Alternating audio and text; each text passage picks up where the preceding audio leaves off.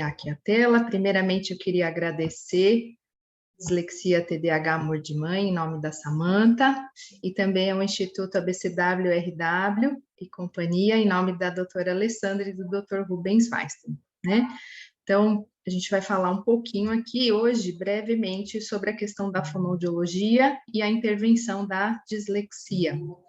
E aí, é interessante para vocês o encontro, acho que a ideia da Samantha e da própria doutora Alessandra, no sentido de vocês entenderem a importância da equipe interdisciplinar, né? Então, por que que eu tenho que pagar fono, por que que eu tenho que pagar psicopedagoga, por que que eu tenho que pagar, de repente, uma psicóloga, tantas coisas, mais a escola, e tanta coisa que eu tenho que fazer para o meu filho, mas eu acho que o encontro vem para mostrar bem a importância para vocês de cada área, e que cada área faz, né, nesse sentido de melhorar a reabilitação aí, no caso que a gente está comentando, da dislexia, né?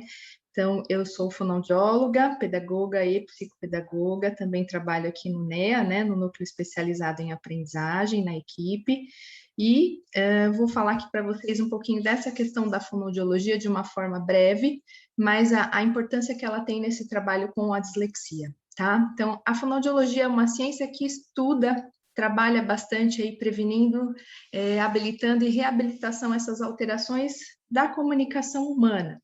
E aí a gente entende comunicação toda e qualquer forma do indivíduo poder se expressar. Então, a gente tem a fala, a gente tem a própria linguagem, a gente tem a voz, né? Tem, no caso, também a questão da escrita.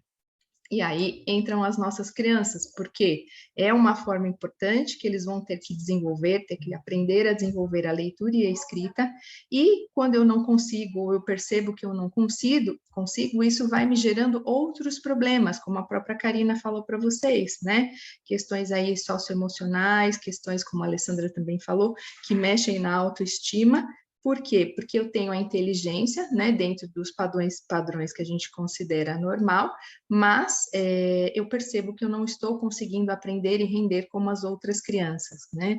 E como a gente tem crianças que são muito boas, a gente também tem crianças que também têm um lado um pouquinho mais aflorado, no sentido de, às vezes, falar coisas que não deve, e aí prejudicar as nossas crianças em expressões que não são muito favoráveis, tá? Então, a fonoaudiologia, ela vai trabalhar nesse âmbito bem grandão aqui que vocês estão vendo, né? Então, a gente tem a questão da comunicação, da própria linguagem, da língua, né? E de que forma que eu vou conseguir exteriorizar tudo isso. Então, tudo isso está sempre pautado num grande contexto de trabalho, e uma coisa muito importante que a gente dá muita ênfase são nesses processos de linguagem, tá? Por quê? Eu preciso conseguir desenvolver essa minha criança, ela precisa conseguir se comunicar, aprender a pensar, a refletir em vários âmbitos. Então, necessariamente a gente trabalha em algumas áreas, como a questão fonológica, né, que seria aí a questão do conhecimento dos sons, os sons das letras e tudo o que envolve essa questão sonora, que a própria Karina falou, de rimas, de eu saber palavrinhas que começam com o mesmo som, entre outras atividades. Eu preciso desenvolver também a parte semântica dessas minhas crianças, né? Então, ampliar vocabulário, ampliar repertório. Então, muitas vezes as crianças chegam para a gente no consultório com um vocabulário muito reduzido. E alguns pais falam, mas quer dizer que eu não estimulei? Não, muitas vezes a gente estimulou e trabalhou, mas a criança não estava preparada para, de repente, estar atenta àquele momento a essas intervenções, né? Então, provavelmente, algumas coisas ela pode ter perdido no caminho também, e a gente vai ter que retomar. E esse desenvolvimento semântico, que seria aí o conhecimento das palavras e que aumenta o vocabulário, ele é fundamental. Porque, por exemplo, eu posso mostrar para vocês aqui na minha orelha, né?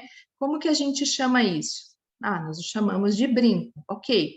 Mas aí eu posso externalizar isso para outros conceitos. Ele pode ser uma joia, ele pode ser um adorno, ele pode ser um acessório. E à medida que essa nossa criança conhece mais palavras, ela amplia esse repertório de vocabulário, ela consegue também, por exemplo, a hora que ela for fazer uma leitura de texto, compreender melhor esse texto, porque ela conhece mais palavras, e na hora dela fazer uma redação, isso facilita muito, porque ela vai buscar palavrinhas, né? no arquivo mental dela, que vão ajudá-la a desenrolar melhor essa escrita, usando sinônimos, usando outras palavras, para que a produção de texto não fique muito redundante, para que ela não fale sempre a mesma coisa ou use sempre as mesmas palavrinhas, tá?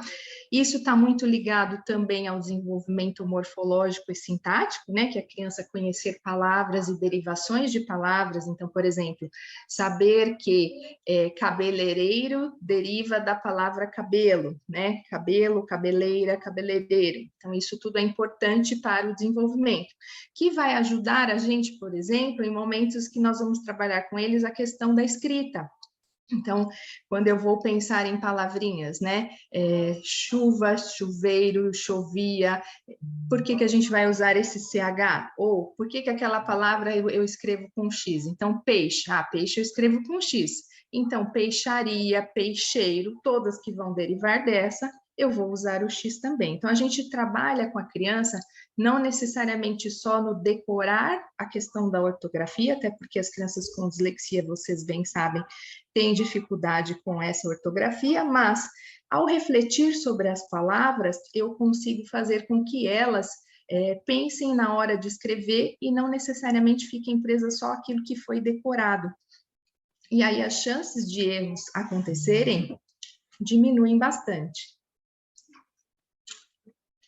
E, por fim, eu preciso desenvolver com elas também essa questão pragmática, né? Que é saber a hora que eu escrevo um texto que ele é, por exemplo, não muito formal, quando eu estou, por exemplo, no WhatsApp, mas a hora que eu for fazer uma redação, eu vou precisar de um texto mais formal, vou precisar de palavras mais rebuscadas, não vou poder escrever do jeito que eu falo. Então, a gente vai trabalhando com eles todas essas diferenças, certo? E aí, deixa eu avançar. Então, o que o fonoaudiólogo vai trabalhar? Muitas vezes ele trabalha com a fala, né, para as crianças que podem vir a ter alteração de fala, a audição, nessa questão do processamento de informações, e também até o próprio processamento auditivo, porque uma coisa é a forma que eu escuto, então a maneira que eu escuto está ligada à audiometria, mas a maneira como eu processo essa informação que eu escuto está muito ligado ao processamento auditivo, né? O que eu faço com essas informações que eu ouço? De que maneira que eu trabalho elas? Então está ligado ao processamento auditivo. Na parte da visão, a mesma coisa. Então, uma coisa é eu enxergar, ir lá no oftalmo, fazer o exame e descobrir se a nossa criança enxerga ou não e se precisa de uma lente corretiva, vai pôr o óculos. A outra questão é de que forma ela processa essa informação que chega via visual, que aí a gente entra na parte do processamento e dessas habilidades visuais. Trabalhamos também na questão da linguagem, como eu falei para vocês, né? Ampliando o repertório, ajudando a construir melhor frases, ajudando essa criança a se expressar melhor, né? Isso vai favorecer muito a comunicação dela. E no caso da leitura, nós vamos entrar numa questão bem profunda, né? Então, a gente vai fazer essa relação da fala com a escrita, a gente fala de vocabulário dentro da leitura, a gente trabalha com a criança essa questão da consciência fonológica, que é a consciência do som, que a Karina comentou aí bastante com vocês, né? Uma coisa é eu saber o nome das letras do alfabeto, e a outra coisa é eu saber que essas letras possuem sons. E a partir daí, como que eu faço a combinação desses sons? Então, por isso que durante esse processo de alfabetização e desenvolvimento da aprendizagem da leitura escrita, a criança se baseia muito na questão auditiva, né? Isso é sempre um recurso para ela. Então, vai escrever uma palavrinha, vocês vão reparar que ela vai falar palavrinha. Então, sapato, aí ela fica sa, sa, sa, sa. O que ela está fazendo? Ela está buscando quem é o som s que junta com o A, para ela ir lá e fazer a forma gráfica. Quando ela lembra, ela coloca a correta. Quando ela não lembra, ela chuta uma outra letra. E aí a gente entra nesse processo. Primeiro a gente vai trabalhar muito a questão auditiva, né, de rimas, palavrinhas que começam com o mesmo som, de saber, por exemplo, quantas sílabas compõem uma palavra. Então, vou falar sapato. Quantas vezes eu abro a boca para falar sapato? E aí a criança tem que saber, né, que eu abro 3 vezes. Então, provavelmente lá na frente, isso vai ajudá-la na hora de escrever, saber que essa palavra tem, no mínimo, 3 sílabas. Então, preciso pôr pelo menos 3 letras. E aí depois eu vou acrescentando o resto, tá? E por aí vai, até eu chegar na fase que eu preciso fazer a associação dessa letra com o som. Então eu faço o som para ela, por exemplo, o e ela vai ter que saber que esse som refere-se à letra F, ok? Então, é um trabalho bastante intenso. As nossas crianças com dislexia precisam de bastante repetição e de bastante atividades multissensoriais, vários canais de entrada. Então, eu mostro o som, eu mostro a boquinha, eu mostro a vibração aqui, né? Então, quando eu faço um som que não vibra a garganta, eu passo, por exemplo, a mão numa superfície lisa. Quando eu mostro que tem um som que tem vibração, por exemplo, eu mostro para a criança e passo a mão numa superfície áspera para ela sentir a diferença de um para o outro, né? Muitas vezes eu coloco o estetoscópio, aquele aparelho médico, para ela ouvir o som ampliado e aí ela fazer essa diferenciação melhor. Então, são várias estratégias que a gente utiliza, tá? Temos também a parte de decodificação, trabalhar com a nomeação rápida para aumentar a fluência da leitura da criança, para ela ler um pouquinho mais rápido, de uma forma mais eficiente, a consciência sintática, a consciência morfossintática, a compreensão oral, fluência, né? Então, essa velocidade está muito ligada também à fluência, à nomeação rápida. A prosódia, que é muito importante, às vezes a criança vai ler um texto sem prosódia, então, na hora da interrogação, ela lê, né, de uma forma meio robótica ou a exclamação, e muitas vezes, quando a gente faz isso, a gente não compreende o que o texto está querendo dizer, né? Ou às vezes não param no ponto final da sequência as frases, e aí fica difícil a compreensão também. E dentro de tudo isso, a gente trabalha a acurácia. O que é essa acurácia? É o número de palavras que a criança erra, por exemplo, durante a leitura de um texto ou de uma frase. E com o meu trabalho, eu vou fazendo com que esse número cada vez aconteça menos. Então, assim, cada vez ela apresente menos erros nesse processo. Depois, a gente vai para a parte de escrita, né, onde vai conhecer o nome das letras, os sons das letras, que são os fonemas, a grafia das letras, né, que envolve você também trabalhar a maiúscula, a minúscula, tanto em letra bastão quanto em letra cursiva, e aí eles têm que lembrar toda essa questão que vai se diferenciando entre todas as outras letras. A percepção e discriminação visual, percepção e discriminação auditiva, a coordenação visomotora, a própria lateralidade, o esquema corporal, né? De que forma essa criança segura e apoia essa caneta, se ela faz muita força lá no papel, a gente muitas vezes não vai trabalhar isso, eu faço as orientações e, quando necessário, a gente encaminha para outros profissionais. Pode ser aí, às vezes, o psicomotricista, às vezes a gente encaminha também para o terapeuta ocupacional. Então, a importância dessa equipe interdisciplinar fazendo todo esse trabalho com a criança, né, para que ela possa evoluir aí nos processos de aprendizagem e leitura e escrita. Então, aqui a gente também trabalha com as ditado de letras, palavras, frases que vão constituindo todo o trabalho, aqui é só um resumo para vocês, né?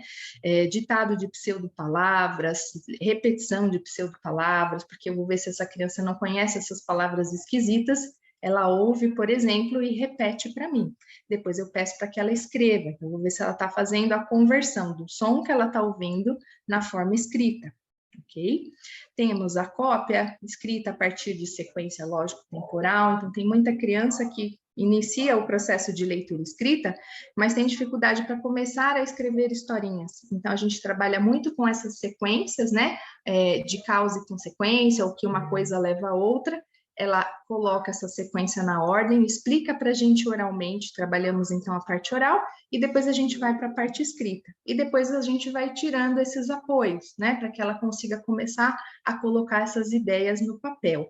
E uma coisa muito gostosa de fazer no trabalho com eles é, à medida que eles vão conseguindo, a gente vai trabalhando isso de maneira muito compartilhada. Então, eu leio um parágrafo, você lê um parágrafo, né? Eu escrevo um parágrafo na redação, você escreve outro, e depois a gente vai dando mais autonomia para que a criança consiga depois desenvolver sozinha de uma maneira mais autônoma.